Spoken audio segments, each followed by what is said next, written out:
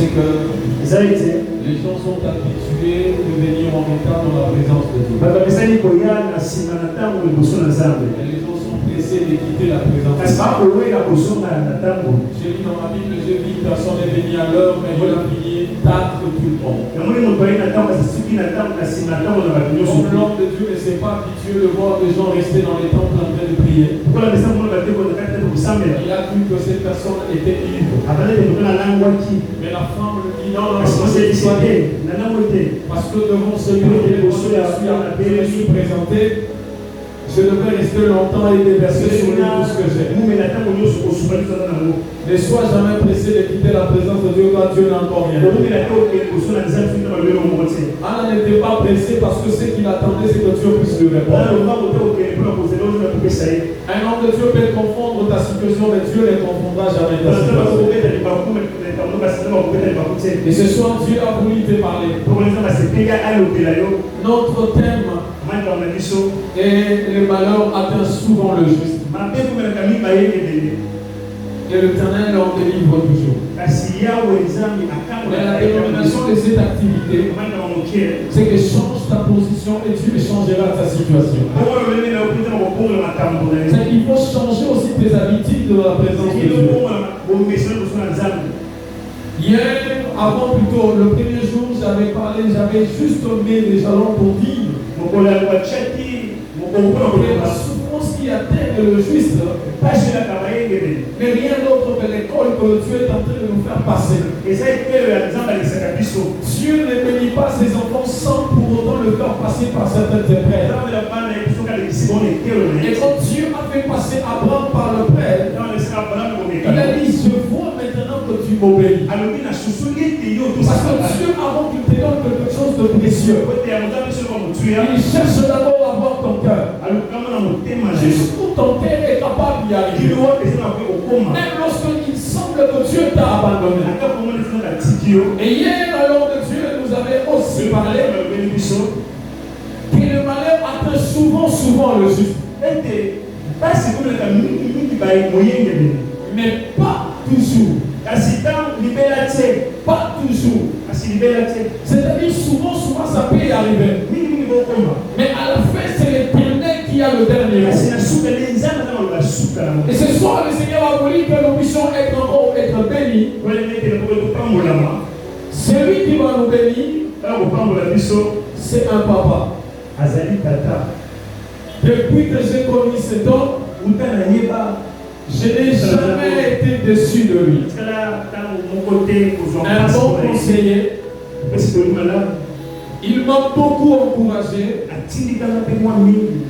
Et le jour où je suis allé voir le pasteur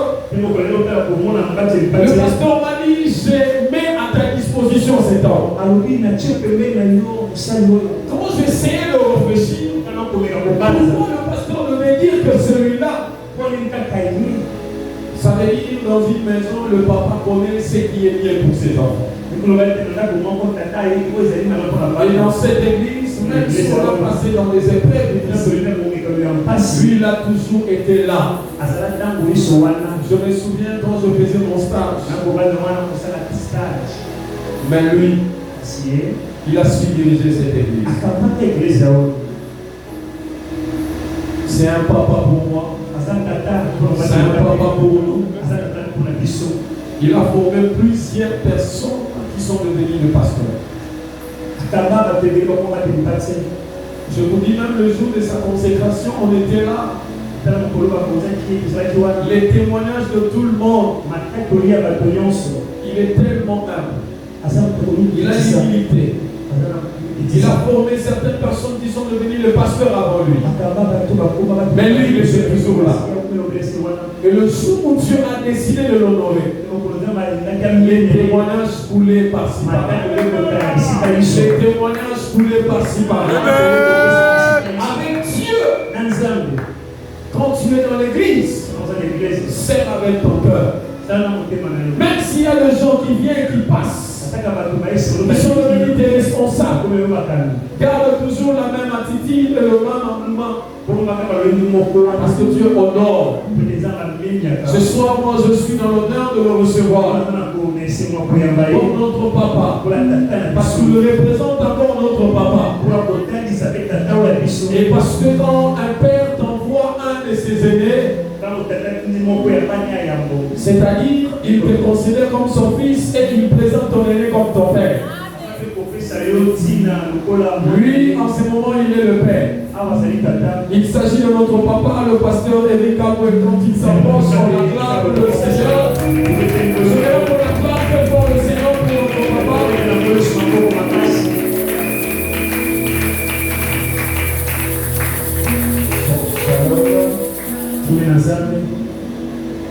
On peut rester debout.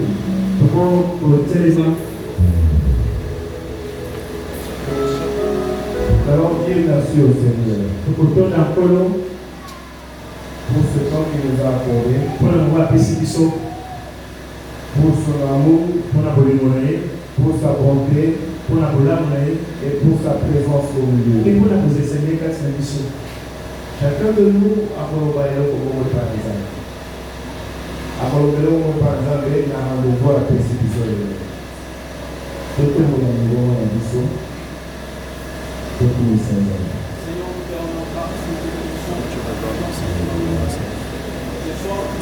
Merci Seigneur.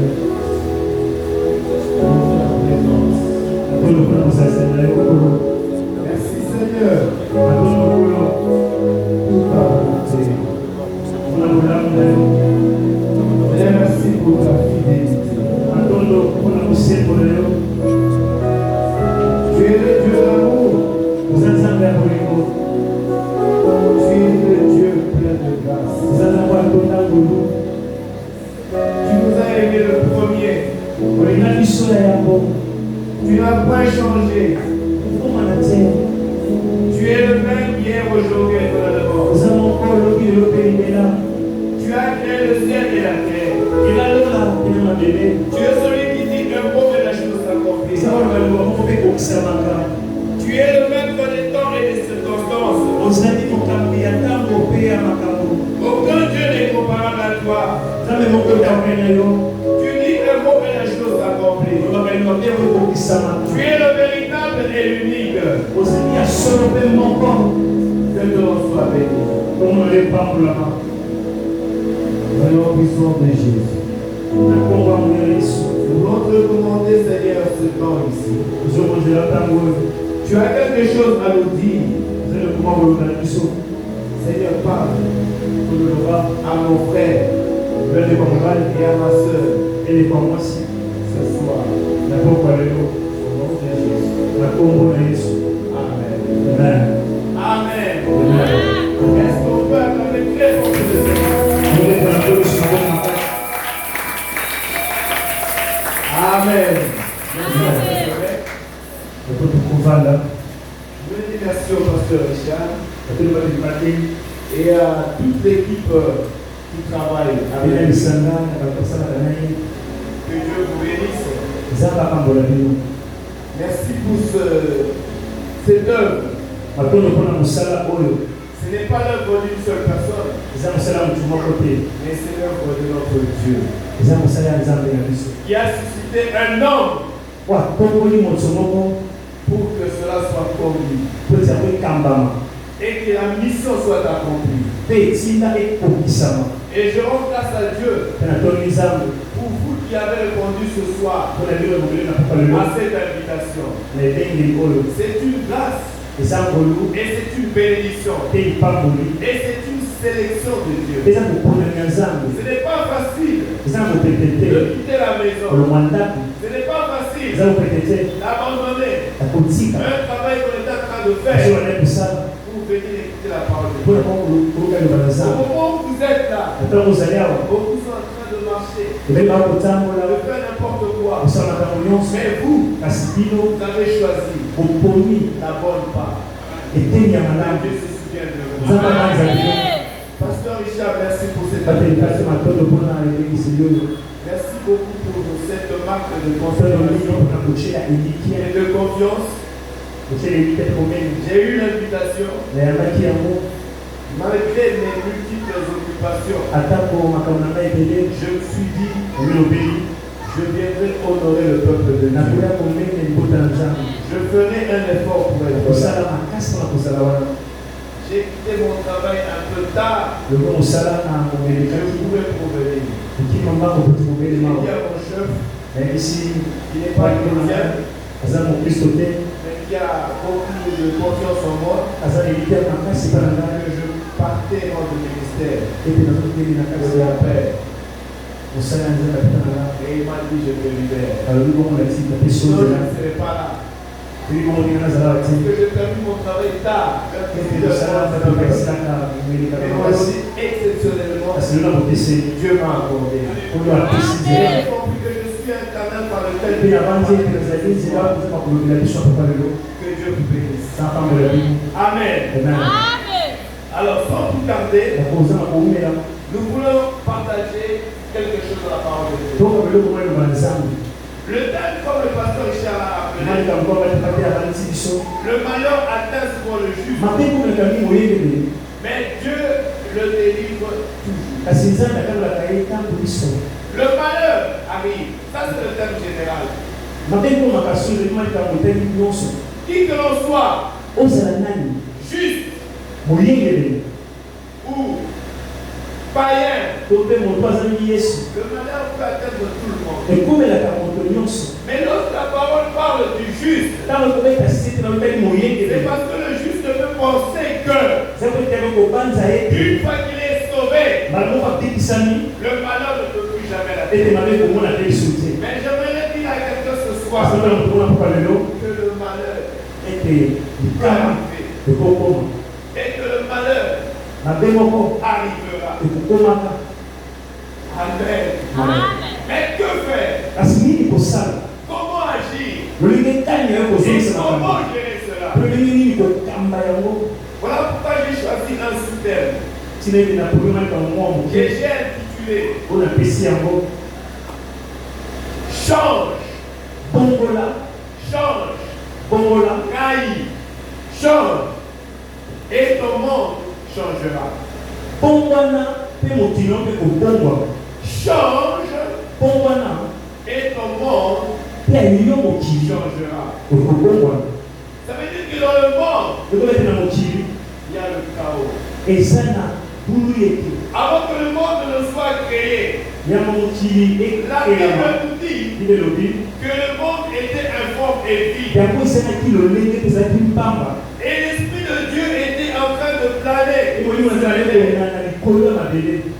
Et c'est alors que Dieu a prononcé par sa parole que le ciel soit et le ciel fut. Que la mer soit et la mer a existé. Amen. Le chaos était installé. Mais tout était bien lorsque Dieu a créé. Le monde était merveilleux quand Dieu a créé. Tu avais créé le monde pour vivre en relation avec le monde. Avec l'homme qu'il avait créé. Mais qu'est-ce qui s'est passé? Un jour, après avoir créé toutes choses, la dernière créature c'était l'homme. Il a dit, je crée l'homme à mon image. Je veux qu'il soit comme moi. Je veux être en relation avec lui. Je veux parler avec lui et lui me parler. Mais l'homme n'avait pas compris. Et il avait péché. Le fait qu'il ait péché, la Bible nous dit que la relation entre l'homme et Dieu était rompue. L'aiguille qui tournait était les maladies à cause du péché. Et c'est alors que le mal, le malheur est entré dans le monde. Et vous le remarquerez aujourd'hui que le malheur se manifeste d'une manière ou d'une autre. Et le juste Même dans la maison du juste, il y a le deuil. Même dans la maison du juste, il y a la disette. Même dans la maison du juste, il y a la crise. Même dans la maison du juste, il y a la division. Même dans la maison du juste, il y a le chaos. Même dans la maison du juste, il y a la paralysie. Cela peut arriver. Nous allons voir dans la parole de Dieu. Dans Jean 11, nous allons lire quelques versets. Je ne lirai pas tout, mais je lirai quelques versets. Vous allez faire l'exercice à la maison aussi. L'histoire de Jésus qui ressuscite Lazare. C'est une histoire que vous connaissez, vous avez déjà lu.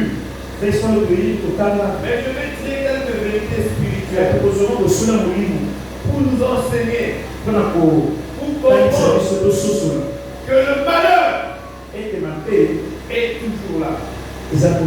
Amen. Je lis pour vous.